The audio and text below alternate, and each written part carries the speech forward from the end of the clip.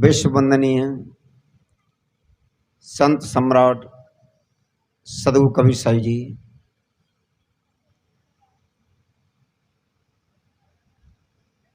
मेरे हृदय मंदिर के आराध्य परम पूज्य सदगुरु श्रवण साहिब जी, इस आश्रम के संचालक व्यवस्थापक श्रद्धेय संत श्री अमृत साहिब जी, कैलाश आश्रम को संभाल रहे संत श्री सुशील साहिब जी, मंच पर विराजमान मधुमंगल में संत समाज, धर्म प्रेमी सज्जन, माताएं बहनों, नन्हे मुन्ने बच्चे, आप सभी को मेरा हार्दिक अभिनंदन, शाही बंदगी। तो ये गुरु पूर्णिमा का पर्व है। इस पर्व पर गुरु का बहुत बड़ा महत्व है, क्योंकि जीवन में अभी आप सुन रहे थे साध्वी करण जी के द्वारा, संत शिरोमणि साहिब जी के द्वारा माता पिता और गुरुजनों का कितना हमारे ऊपर उपकार है। बहुत बड़ा उपकार है माँ का, जिसके गर्भ में हमारा शरीर बन करके तैयार हुआ, जन्म हुआ, माँ ने जन्म दिया, पाला पोसा बड़ा किया। बस माँ और गुरु में यदि अंतर कुछ है तो बस इतना ही है कि माता पिता के पास में भव से पार होने का, इस मन की उलझनों से पार होने का माता पिता के पास बोध नहीं है, गुरु के पास बोध है। और माँ के अंदर में जितनी करुणा है, ऐसी करुणा गुरु के अंदर भी है। गुरु के अंदर भी वही करुणा होती है जिसको कहा है गुरु कुमार शिष्य कुंभ है, गुरु कुमार शिष्य कुंभ है, गड़ गड़ काढ़त खोट, अंदर हाथ सहार दे तो ऊपर मारत चोट।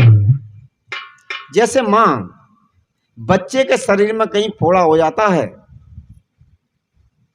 और बच्चा रोता है दर्द से, और मां बच्चे को ले जाती है डॉक्टर के पास, और मां अपने सामने उस फोड़े का ऑपरेशन कराती है। बच्चा रोता है पर मां नहीं रोती है, क्योंकि मां को पता है कि फोड़े के अंदर जो गंदगी है ये निकल जाएगी तो बच्चा दुरुस्त हो जाएगा, ठीक हो जाएगा। ऐसा ही भाव गुरु के अंदर है। जैसे विद्यालय में एडमिशन होने के पश्चात बच्चा माता पिता का नहीं, बच्चे पर पूर्ण अधिकार अध्यापक का होता है। एडमिशन किस लिए कराया है? एडमिशन कराया है कि बच्चा शिक्षा प्राप्त करे। अब तो स्कूलों में संस्कार नहीं दिए जाते हैं, परंतु हम जब पढ़ते थे तब अध्यापक लोग संस्कार देते थे, शिक्षा के साथ संस्कार भी देते थे। वह कहते थे कि जब घर से चलो तो माता पिता के पैर छू के आना, इस विद्यालय में जब आ जाओ तो अध्यापकों के पैर छूना, यह शिक्षा दी जाती थी। अब तो शिक्षा एवं ट्रीटमेंट ये दोनों ही व्यापार में उतर गए। आ जाओ तुम, हमको पैसा दीजिए और पुस्तकों में जो लिखी हुई बातें हैं हम तुमको समझा देंगे। बस कोर्स पूरा हुआ, हमारा तुम्हारा जो सौदा था वो पूरा हुआ, अब तुम अपने घर जाओ और हम अपने घर रहेंगे। पर पहले संस्कार दिए जाते थे। जब विद्यार्थी गुरुकुलों में पढ़ते थे वहां पर पूरी शिक्षा दी जाती थी। इसलिए जो वेदों में जीवन को 4 भागों में विभाजित किया है, तो उसमें कहा है कि 25 वर्ष तक ब्रह्मचर्य का पालन करना चाहिए, और गृहस्थी जीवन कैसे जिया जाएगा इसको सीखना चाहिए, अथवा संन्यास जीवन कैसे जिया जाएगा इसको सीख लेना चाहिए। अथवा जब 25 वर्ष की अवस्था हो जाती है तब क्या करना चाहिए? यदि तुम सन्यासी रहना चाहते हो तो सन्यासी हो जाओ, अथवा यदि गृहस्थ रहना चाहते हो तो शादी कीजिए और 2 संतान पैदा कीजिए। और 50 वर्ष की अवस्था जब हो जाए तो संतान को अपनी जिम्मेदारी सौंपकर पति और पत्नी को वानप्रस्थ जीवन धारण करना चाहिए। और वानप्रस्थ का अर्थ है कि पति पत्नी बहन भाई का रिश्ता बनाकर अब ये सीखना है कि अब तक तो जिएंगे कैसे सीखा था, अब मरना कैसे है ये सीखना है। साधु कबीर कहते हैं मरते मरते युग मुआ, मुए न जाना कोई, ऐसा हो कि ना मुआ जो भव न मरना हो। मरेंगे कैसे सीखना है। मरने का अर्थ इस भव से पार कैसे होंगे, तो 50 से 75 वर्ष की अवस्था में यह सीखना है। और जब 75 वर्ष की अवस्था हो जाए तो पहले तो मरना सीखे थे, अब मरो, मतलब साधना की विधियां सीखे और साधना कीजिए। तो गुरु के पास पहुंचने का अर्थ ही है किस भव से पार कैसे होंगे, इस मन की उलझनों से कैसे सुलझेंगे, इस बात को गुरु सिखाते हैं। उसमें यदि शिष्य घबराता है तो गुरु इस बात की चिंता नहीं करते। गुरु हमारे नारियल ऊपर कठिन कठोर और अंदर धसक देख ले तो अमृत चारो। गुरु कहते हैं बेटा यदि कठिनाई को पार कर लेगा, इन शब्दों को तू सहन कर लेगा तो तेरा जीवन बनेगा, दुनिया तेरी पूजा करेगी। सत्संग की गंगा बहती, उस पद में एक लाइन आती है, एक बार जो दर्शन पाता है बस आप ही का हो जाता है, क्या गुप्त आपकी प्रीति है, रह ध्यान आपके चरणों में। सत्संग की गंगा बहती है, गुरुदेव आपके चरणों में। अगर गुरुदेव के चरणों में तेरा प्यार हो जाता, उसमें भी एक लाइन आती है, क्या चढ़ाते देवता धूले तेरे चरणों की मस्तक पर, चढ़ाते देवता धूले तेरे चरणों की मस्तक पर।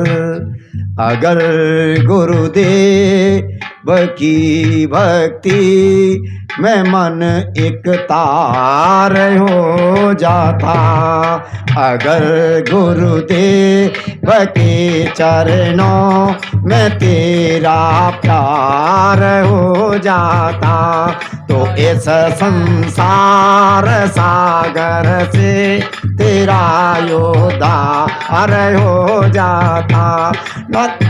गुरुदेव के चरणों में तेरा प्यार हो, न होती जगत में ख्वारे, न बढ़ती कर्म बीमारी, न होती जगत में ख्वारे, न बढ़ती कर्म बीमारी। जमाना पूजता सारा गले का हार हो जाता, जमाना पूजता सारा गले का हार हो जाता, अगर गुरुदेव के चरणों में तेरा प्यार। बात यह है, जब गुरु के सानिध्य में शिष्य पहुंच जाता है तो ठीक विद्यालय की तरह से गुरु शिष्य को गढ़ के तैयार करता है, जैसे प्रजापति लोग बर्तनों को बना के तैयार करते हैं। यदि गढ़ जाता है, ठीक पत्थर की मूर्ति का उदाहरण सटीक गठित होता है। यदि मूर्ति को बनाते बनाते पत्थर चटक जाता है तो उस मूर्ति को उठाकर उस पत्थर को एक तरफ फेंक दिया जाता है। और यदि टांकी और हथौड़ों की चोट को, टांकी और हथौड़ों की चोट को वो पत्थर सहन कर जाता है तो बढ़िया सुंदर मूर्ति बन के तैयार हो जाती है। और फिर उस मूर्ति को कहाँ रखा जाता है, ठीक जगह पर, और लोग फूल चढ़ाते हैं, माला पहनाते हैं, मूर्ति को भोग लगाते हैं। ऐसे ही जो शिष्य गड़ जाता है, गुरु की चोटों को सहन कर जाता है, तो फिर चढ़ाते देवता धूली तेरे चरणों की मस्तक पर। प्रेमी सज्जनों, महान उपकार है, महान उपकार है माता पिता और सदगुरु का। इसे कभी भुलाया नहीं जा सकता। और जो भूल जाते हैं वो पौधा पौधा नहीं, वो वृक्ष वृक्ष नहीं, जो अपनी जड़ों को भूल जाता है। हमारी जो गुरु परंपरा है, हमारे परम पूज्य नित्य स्मरणीय सदगुरु देव सदगुरु साई जी, उनके परम पूज्य सदगुरुदेव शीतल साई जी, जिनकी समाधि आगरा में कलेक्ट्री के पास सुंदरपाड़ा हरिया की बगीचे के सामने कबीर कुटी के नाम से स्थान है, छोटा स्थान है, वहां बनी हुई है। तो गुरुजनों का इतना उपकार है, गुरु गढ़ते हैं। इसलिए कहा प्रीत करे तो ऐसी करियो, सोने से करत सुनार। प्रीत करे तो ऐसी करियो जैसे लोहे से करत लोहार। प्रीत करे तो ऐसी करियो जैसे चूड़ी से करत मनिहार। अमृत बरस है, अमृत ही बरसता है, क्योंकि जब जीवन पूरा निखर जाता है तो क्यों ना लीनी चुनरिया धुलाए सदगुरु धोबी मिले। उसमें गलान है, जब चुनरी धुल करके आई तो नगरी के लोग जले। आगे की लान है, कहाँ है कबीर जाए ओढ़ो प्रेम से तो चुनरी में फूल खिले। इसलिए एक पद है, उसको कह के मैं पूरा करूंगा।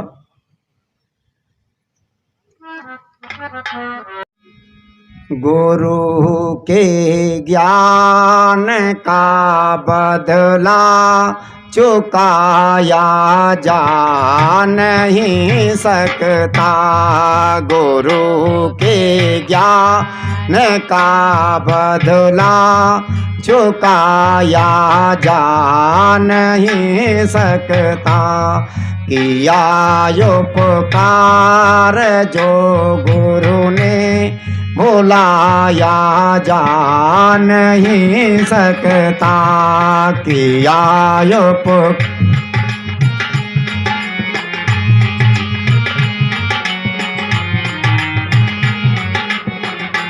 क्यों सदगुरु कबीर ऐसा ज्ञान दे करके गए, फैला करके गए।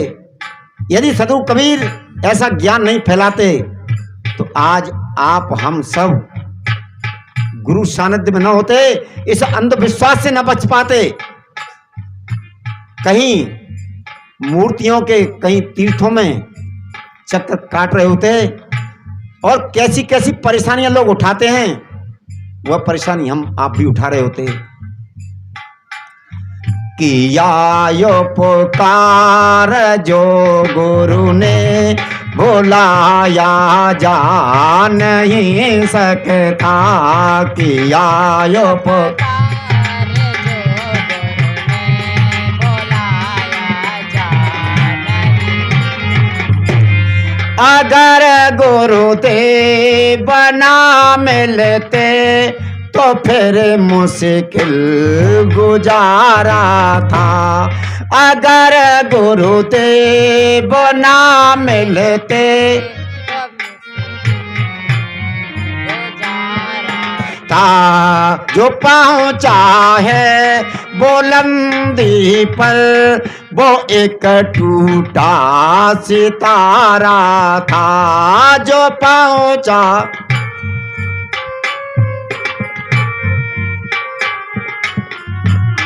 सितारा था, दिलों से गुरु की उल्फत को भुलाया जा नहीं सकता।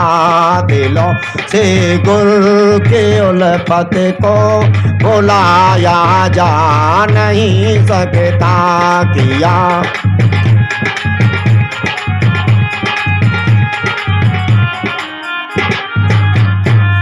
गुरु के ज्ञान का बदला चुकाया जा नहीं सकता।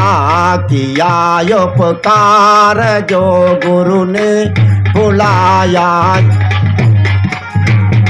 क्यों बहुत ऊंची तेरी रहमत, बहुत छोटी जुबान में।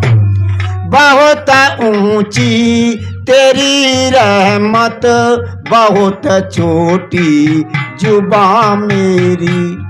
वो दुआ है, 7 समुद्र की मस करूं, लेखनी सब बन रहा है, सब धरती कागज करूं, पर गुरु गुण लिखा न जाए। यह गुरु का ज्ञान इतना अंदर समा गया कि हम क्या लिख सकते हैं, इस विषय में लिख नहीं पाएंगे।